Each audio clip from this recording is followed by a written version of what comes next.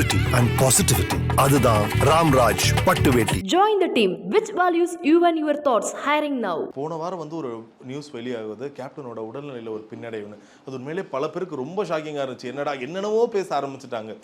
So உங்களுக்கு அந்த நியூஸ்லாம் எப்படி இந்த மாதிரி வெளியே வர சற்று பின்னடைவு, ஆனால் கேப்டன் சூப்பராக இருக்காருன்னு சொல்கிறாரு. அதையே நீங்கள் ஹைலைட் பண்ணல, அதையே ஹெட்டிங் பண்ணல, அதையே நீங்கள் வந்து பிரபலப்படுத்தலை. அந்த ஒரு சின்ன வேர்டு பின்னடைவுன்றதை போட்டு ஹெட்டிங் போட்டு போட்டு போட்டு அதை வைரலாக்கி இருக்கிற media, paper media, televisions, YouTube channels, நான் என்ன சொல்கிறேன், எங்களுக்கு தெரியும், நாங்கள் கூடயே இருக்கோம் அவர் எப்படி இருக்காருன்னு. எங்களுக்கு பயம் கிடையாது. பட் நீங்கள் பார்க்குறீங்களா, கடை கோடியில் ஒரு தொண்டன் இருக்கான், யார் அவங்களுக்கு நியூஸ் சொல்வா? அவங்க எவ்வளோ பேனிக் ஆகுறாங்க, யார் அவங்களுக்கெல்லாம் பதில் சொல்கிறது? ஃபோன் வருமா வீட்டுக்கோ இல்லை கட்சி ஆஃபீஸ்? ஃபோன் எடுக்க முடியல இங்கே. எவ்வளோ அதான் எத்தனை ஃபோன் கால்ஸு. என்ன அதே வேலையாக உட்காந்து கேப்டன் நல்லா இருக்கார் நல்லா இருக்கு நாங்கள் பதிலாக சொல்ல முடியும்? வதந்திகளை யாரும் நம்ப வேணாம்னு அறிக்கை கொடுக்கணும். அதெல்லாம் எந்த சேனலில் மீடியாவில் ஃபோக்கஸ் பண்ண மாட்டேங்கிறாங்க. ஏன்னா ஒரு சின்ன ஒரு மைனஸ்னால் அதை பிடிச்சிக்கிறாங்க. அதைத்தான் நான் கேட்டேன், ஏன் அப்படி பண்ணுறீங்க? உங்களுக்கு ஓகே, அது உங்களுக்கு ஒரு வைரல் ஆக்கணும், அது ஒரு ட்ரெண்டிங் ஆக்கணும், அதோடு உங்கள் வேலை முடிஞ்சிருது.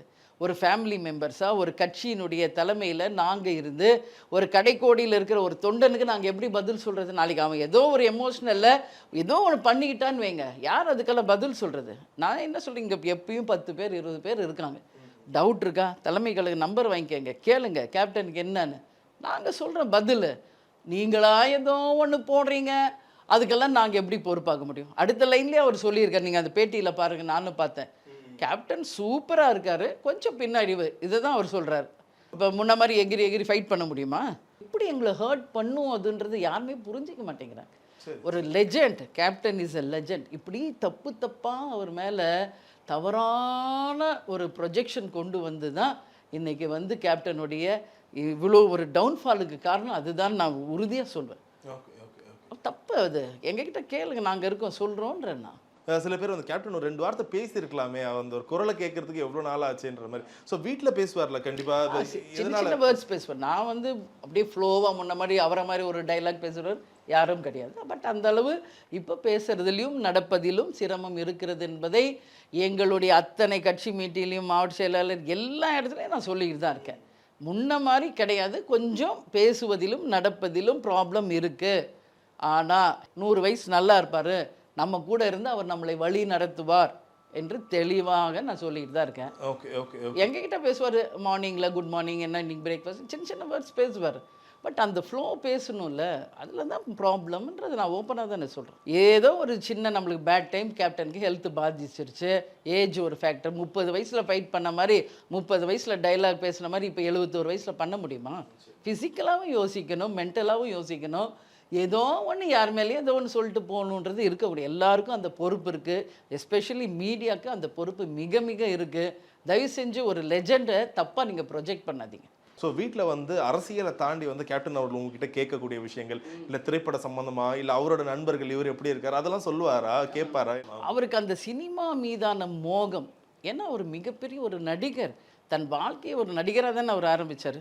அப்போ எப்படி அதை மறந்துட முடியும்? படம்லாம் பார்ப்பாரு அவன் வீட்டில், அதே தான் வேலையே. இப்போ என்ன அவர் இப்போ வந்து பிஸியாக இருந்தப்போ காலையில் போனார்னா மிட் நைட் தான் வருவார். அவரை மாதிரி ஒரு உழைச்சவர் இல்லை, உங்களுக்கு தெரியும், நான் அதை பற்றி சொல்ல தேவையில்லை.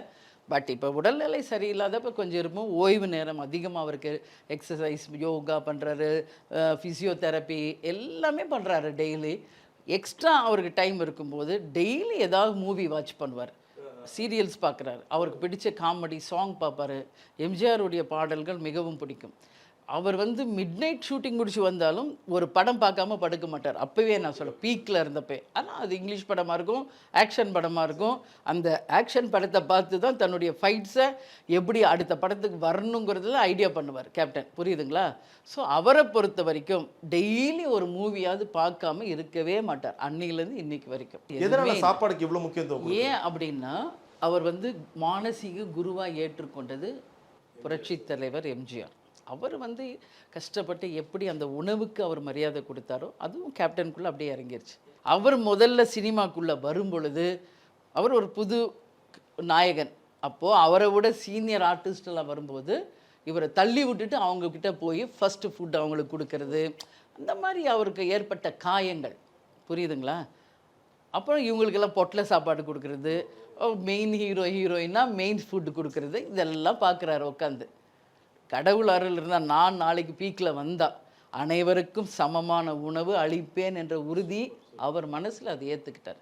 எல்லாருக்கும் கறி சாப்பாடு ஒரே மாதிரி, புரியுதுங்களா? ஒரே மாதிரி டிஃப்ரென்ஸே இருக்காது. ஒரு லைட் மேன்ல இருந்து ஹீரோ வரைக்கும் அனைவருக்கும் சமமான உணவு. இப்போதான் கேரவன், அப்பெல்லாம் அவங்களோட உட்காந்து தான் கேப்டன் சாப்பிடுவாரு. கேப்டன் ரொம்ப பிடிச்ச ஒரு உணவுனா என்ன? ஒரு 3 விஷயம். அவருக்கு வந்து நான்வெஜ் எல்லாமே பிடிக்குமா, இது பிடிக்கும் அது பிடிக்கும்னு கிடையாது. எந்த உணவு கொடுத்தாலும் விரும்பி சாப்பிடுவார். அதுவும் அவர் மதுரைக்காரர், நான் சொல்லவே தேவையில்லை. சரிங்களா? அப்போது மதுரை ஃபுட்டு உங்கள் எல்லாருக்கும் தெரியும். ஐர மீன், மட்டன்னு, சிக்கன், அந்த பிரியாணி எல்லாமே சிறப்பாக செய்வாங்க. அந்த ஃபுட்டு எல்லாமே கேப்டனுக்கு பிடிக்கும். ஹீரோக்கு என்ன சாப்பாடோ கடைக்கோடியில் இருக்க ஒரு ஊழியருக்கும் அதுதான் சாப்பாடுன்னு கொண்டு வந்தார். இப்போ நீங்கள் ரேக்லா ரைஸ் எல்லாம் பார்த்துருப்பீங்க. உழவன்மங்கில் அந்த பெரிய பெரிய அந்த கிராமத்தில் இருக்கும் இந்த இது வெல்லம் பாகு எடுப்பாங்க. அது ஃபுல்லாக இளநீ தண்ணியை வெட்டி ஊற்றி வந்த அத்தனை ஜனத்துக்கு இளநீ. ஒரு பக்கம் போன்விட்டா, ஒரு பக்கம் ஹார்லிக்ஸ், ஒரு பக்கம் மோர், யாருக்கு என்ன வேணும் சாப்பிடுங்க. அத்தனை பேருக்கும் கறி விருந்து டெய்லி. ஆஃபீஸ்லேயும் அப்படி தான் இருக்கும். கண்டிப்பாக எல்லாருக்கும். ஒரு மாவட்ட செயலாளர் மீட்டிங் இப்போ நாங்கள் பகுதி வட்டம்லாம் கூப்பிட்றோம். இப்போ எங்களுக்கு டைம் தெரியும் கரெக்டாக. இப்போ சிட்டிலே இருந்து வர்றாங்கன்னு வைங்க, எங்களுக்கு எக்ஸ்டென்ஷன் ஆகும். இப்போ 1 மணிக்கு மேலே போகுதுன்னா உடனே நாங்கள் சாப்பாடு ரெடி பண்ணிடுவோம். யாருமே இங்கே வந்தவங்க பட்னியோட பசியோட போகக்கூடாது. அது கேப்டனுடையது. அதே தான் நாங்களும் இன்றைக்கி ஃபாலோ பண்ணிக்கிட்டு இருக்கோம். இனி எத்தனை நானானோ அது நிச்சயமாக இங்கே நடக்கும். எப்படி வள்ளலார் சொன்னார்ல, வாடிய பயிரை கண்ட போதெல்லாம் பாடினேன்னு, அது மாதிரி யாரும் பசியோடு இங்கே வந்தவங்க போகக்கூடாதுன்றதில் அவர் உறுதியாக இருக்கார். அதே தான் நாங்களும் ஃபாலோ பண்ணுறோம். நிச்சயம் நாங்கள் கடைசி வரைக்கும் நாங்களும் அதை செய்வோம். எல்லாரும் வந்து கேட்குறவங்க தூக்கி கொடுத்துறாதீங்க, அவங்களுக்கு உண்மையிலே வேணுமா வேணாமான்னு கேட்டு கொடுக்குன்னு சொல்லிட்டு பின்னாடி இருந்து சொல்லுவாங்கல்ல. ஸோ அதுக்கான பதில் கேப்டன் என்ன சொல்லுவார்? நான் அது ஒரு நாள் கூட எங்கள் வீட்டில் நான் பார்த்தது இல்லை. நோன்னே வராது. ஏன்னா எங்கள் லைஃப் எல்லாமே எங்கள் அப்பா தான். நாங்கள் சின்ன வயசுல இருந்து அப்பா ஒன்று சொன்னால் அது எதுவாக இருந்தாலும் எங்கள் அம்மா தலைக்கீழ இருந்து பண்ணிடுவாங்க. இன்றைக்கி 1 லட்ச ரூபாய் இங்கே கொடுத்துருன்னா அன்றைக்கி வீட்டில் இருக்கா இல்லையான்னு கூட அவருக்கு தெரியாது. 1 லட்ச ரூபாய் அங்கே அனுப்பணும், பேங்க்கில் அனுப்பிடும். அது எங்கள் அம்மா எப்படி ரெடி பண்ணி அனுப்புவாங்கன்னு எங்களுக்கு தான் தெரியும். அது கட்சிக்காரன் கூட தெரியாது, தொண்டர்களுக்கும் தெரியாது. அவர் ஒரு விஷயத்தை விரும்பிட்டா அதை ஒரு மனைவியாக செய்ய வேண்டியது என் கடமைன்னு நான் 100% நம்புகிறேன். யாரோட சொத்து, யார் சம்பாரிச்சது? இதெல்லாம் அவர் கஷ்டப்பட்டு வேர்வை சிந்தி சம்பாரித்த சொத்து. உங்களுக்கு என்ன தோணுதோ நீங்கள் பண்ணுங்கள். அதை தடுக்கிற சக்தி எனக்கும் என் பிள்ளைகளுக்கும் கிடையாது. ஆனால் அவர் 5000 கொடுன்னா நான் 10,000 கொடுங்கன்னு தான் சொல்வேன்.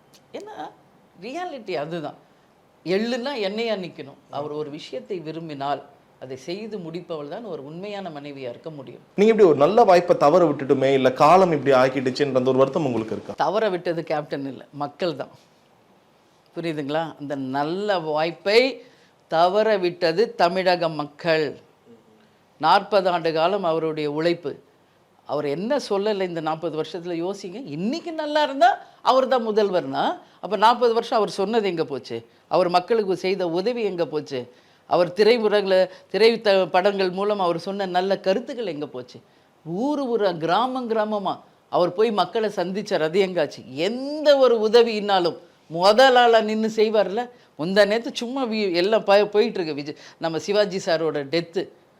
கேப்டன் ஒரு பெரிய ஸ்டார், எப்படி வண்டியில் மடிச்சு கட்டி ஏறாரு பார்த்தீங்களா அந்த டெட் பாடியை இழுக்கிறதுக்கு? அந்த மாதிரி எல்லா விஷயத்துக்கும் முன்னின்று செஞ்சார் கேப்டனு. நடிகர் சங்க கடனை யார் அடைச்சா?